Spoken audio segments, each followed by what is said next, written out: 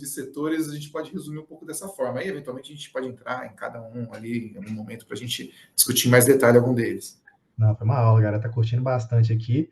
Mas pelo que eu entendi, então, a gestão não tem muita preferência de setores, né? Você vai olhar o setor, vai olhar Não, o... a gente olha todos, o time tem experiência em todos esses subsetores de infra. A gente já fez, por exemplo, eu e o Edu, a gente já fez estruturação de diferentes projetos no Brasil e também lá fora. A gente, em diferentes momentos da carreira, passamos um tempo nos Estados Unidos estruturando o projeto na América do Norte, pelo banco também, né, na época de Project Finance do Santander. A gente atua nos diferentes tipos de instrumento e bolsos e diferentes setores aí dentro da infraestrutura.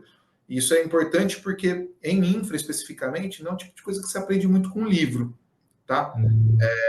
Se aprende pouco com livro e além de ser escasso, acho que a gente até já debateu isso daí, né? Eu, você e o Bernardo, acho que tem pouco material para você estudar infraestrutura, financiamento de infraestrutura, o risco de projetos de infraestrutura, e geralmente que tem é muito acadêmico, é pouco voltado para a praticidade dos investimentos.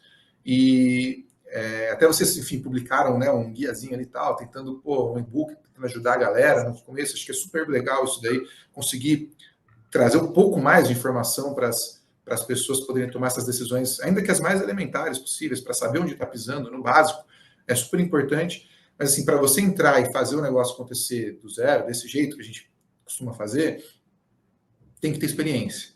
Tem que já ter tido, assim, anos de janela aí e ter testado, ter vivenciado algumas coisas, entender como é que você aperfeiçoa uma garantia. Puxa, o que quer dizer aperfeiçoar a garantia? Se você não teve exposição a fazer isso daí algum dia na sua vida, a entender que na sessão fiduciária você tem que ter a notificação da contraparte, etc. E se não, isso daí não está bem constituído e você não consegue executar do jeito mais acelerado e tal, e que, dependendo do contrato, você tem que ter uma anuência, dependendo do outro, tem que ter uma notificação. Então, minúcias, mas que em infra elas fazem toda a diferença. Então, tem que ter experiência nos setores para entender cada um deles e ter experiência de estruturação para poder, enfim, se propor a criar algo aí como esse que a gente tem criado para os fundos. Não, show de bola, né? O pessoal brinca muito, né, que na teoria a prática é outra. E é muito engraçado, né? Porque eu ousaria dizer que não apenas em infra, né? Todos os setores têm uma especificidade ali do setor. Verdade. E uma coisa que eu sempre falo, né, quando falo da Bocaina, que eu acho muito legal é o DNA, né? Você fala assim, ó, gente, a gente é assim, a gente vai focar em infra, por exemplo, e é isso, né? Assim, eu gosto muito disso, né? Quando a gestora tem seu DNA. Falo de outras gestoras também, enfim, mas tem gestores que falam, ó, gente, eu sou desse jeito aqui, tá comigo? Beleza, se não, tem outros produtos, né? Então eu acho isso muito interessante. Ousaria dizer que não apenas no infra, mas no agro também, muito forte, nos fundos imobiliários, etc. e tal. E Verdade. nesse ponto, cara, assim, o B sempre fala, né, que é o momento jabá aí do gestor, né, sobre o BODB11, né, o bodão da massa que o pessoal brinca aí, né? Qual que é a estratégia e por que o investidor deveria considerar investir nesse fundo?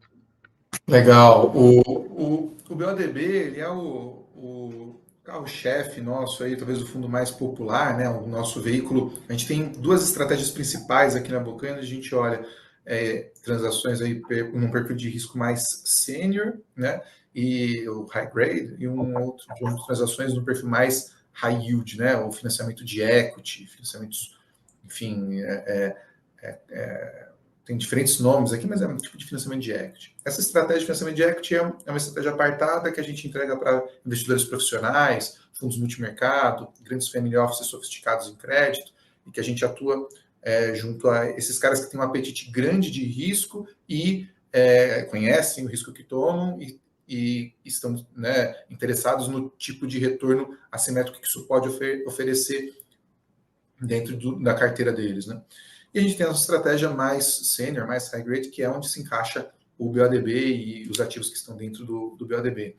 O BODB, ele é um fundo que nós lançamos em 2021, ele é um FI infra, ou seja, ele foi construído baseado na instrução CVM 606, ele investe em debêntures incentivadas, ele respeita a regrinha do artigo 3º da Lei 12.431, que você precisa ter uma escadinha aí, né, de a partir de 6 meses ter 67% do patrimônio em debêntures incentivadas e a partir de 2 anos, 85% do patrimônio em debêntures incentivadas. Ele é um fundo fechado, listado na Bolsa, né, e que se propõe a pagar rendimento para os cotistas. Nós temos pago esses rendimentos mensalmente. A gente procura entregar aí o carrego dessas debêntures, né, give or take, né, reservando aí o direito da gente fazer ajustes aí de percurso ao longo do tempo, nessas distribuições. Essas distribuições elas são feitas para os cotistas que detêm esses papéis, né, as cotas do fundo, até o último, via de regra, né, no último dia útil do mês, e é pago no 5º dia útil do mês seguinte, né, então data com o último dia útil do mês, e a data de pagamento é a data, é o 5º dia útil do mês subsequente. E nesse fundo, o estilo de gestão que a gente aplica a ele, né, é um estilo onde a gente procura ter um olhar mais de carrego e menos de trading, tá? E nesse olhar mais de carrego, a gente procura incorporar ativos que, na nossa opinião, são ativos fora desse radar mais comum do mercado, fora desse radar que os bancos costumam trazer para mercado, que são nomes mais conhecidos, emissões mais volumosas, né, em termos de tamanho mesmo, quantidade de milhões, né, da emissão. A gente procura atuar em emissões de projetos de tamanho mais intermediário, vamos dizer assim, que é onde a gente vê mais retorno pelo risco, né? Então, em infraestrutura, projetos grandes tendem a ter mais risco do que projetos médios. Uhum. Então, assim, falar, isso nem é meio contraintuitivo, né? Mas às vezes você fala, poxa, eu costumo dizer, né? Um projeto que tem um investimento a ser feito de 2 bilhões, comparado com um projeto que tem um investimento a ser feito de 200 milhões, os caras erram 10% o investimento. No primeiro projeto ele tem um problema de 200 milhões, Sim. no segundo projeto ele tem um problema de 20 milhões. Um problema de 20 milhões, você tem um conjunto muito grande de empresas brasileiras que conseguem resolver um problema de 20 milhões. No primeiro projeto, um problema de 200 milhões, você tem um conjunto muito restrito de empresas que conseguem resolver um problema de 200 milhões. Certo? Então, acho que isso é algo importante que a gente procura dentro da nossa abordagem buscar esses ativos, seja através de uma originação e estruturação proprietária. Então, a gente está gastando sola de sapato, falando com o empreendedor todo dia. Todo dia a gente fala com empreendedores, desenvolvedores de projetos de infraestrutura nos diferentes setores. Tá? Todo dia a gente fala, e a maior parte dos dias, mais de uma vez por dia. Então, a gente está buscando esses ativos, essas emissões. Então, a gente tem emissões que a gente fez isso e que a gente trouxe para o BADB. A mais recente é a emissão da concessionária São Gabriel Saneamento, que é do município de São Gabriel, no Rio Grande do Sul, onde nós fizemos uma emissão de um prazo aproximado de 17 anos para uma concessionária que já operava aproximadamente 10 anos, saneamento no município, já tinha feito a universalização de água e estava fazendo os investimentos para esgotamento sanitário. E nós conseguimos capturar aí um prêmio de NTNB 2035 mais 2,75% de prêmio de risco de crédito. Aí você compara aí, um projeto, foi uma emissão de 70 milhões, tá? Os investimentos próximos desse volume. Você compara isso daí, por exemplo, com uma emissão recente que a gente teve da Egea, 3 semanas atrás, ali, uma emissão de 5,5 bilhões. Ela pagou equivalente a NTNB mais 180 bips, né? Mais longa ainda do que essa transação que a gente fez, uma duration ainda maior. Então, essa diferença, tipo, tem um monte de banco capturando um monte de FIIs aqui e nesse outro não tinha, né? Então, aí é um ativo mais exclusivo nosso, né? Então, a gente chama algumas casas parceiras. Então, nesse caso, a gente chamou a Itaú Asset, uma grande parceira nossa. Adoro o time lá, o time competente e além de competente, gente bacana. A gente gosta também de interagir com gente bacana, né? Então, fizemos aí uma parceria com eles nesse papel. Então, a gente costuma fazer isso, tá? E a gente também não se furta, eu gosto de usar esse termo, né? A olhar coisas no mercado secundário também, né? Então, tradicionalmente, o fundo vai olhar primário, vai olhar com viés de carrego, mas a gente vai explorar janelas que permitam reciclagem do portfólio, ou seja, venda com compressão, venda para melhorar, seja diversificação, seja capturar um ganho de capital, etc., e a alocação em novos ativos com spread gordo. E em alguns casos, como ocorreu agora na nossa última oferta que a gente concluiu em junho, a alocação no mercado secundário para aproveitar uma assimetria de mercado meio bizarra que a gente estava vivendo pós-eventos Americanas e Light. A gente conseguiu alocar 35 milhões dos 160 líquidos que a gente captou. A gente alocou isso rapidamente no mercado secundário, numa posição de alguns ativos que a gente já monitorava, mas que não tinham entrado no preço ainda. Mas depois do estresse, estressou todo mundo junto, a gente conseguiu capturar ótimas taxas que já estão comprimindo muito. Então, assim, a gente já está com quase 5%, aí, próximo de 5%. Está no nosso relatório aí, que foi publicado hoje aí, o ganho de capital dessas posições e o retorno dessas posições nesse curto período de tempo. Por fim, o BADB, então, ele é um fundo voltado para público geral, né, e que tem cota base de R$10.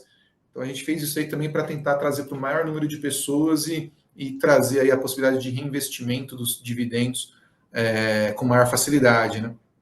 A gente publica nosso relatório mensalmente, dando um pouco de visibilidade do portfólio e do que a gente tem feito.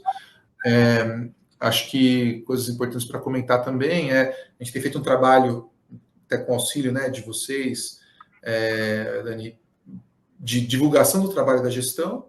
Então, a gente saiu do nosso IPO com uma base de 1.400 cotistas para uma base de 12.200 cotistas hoje.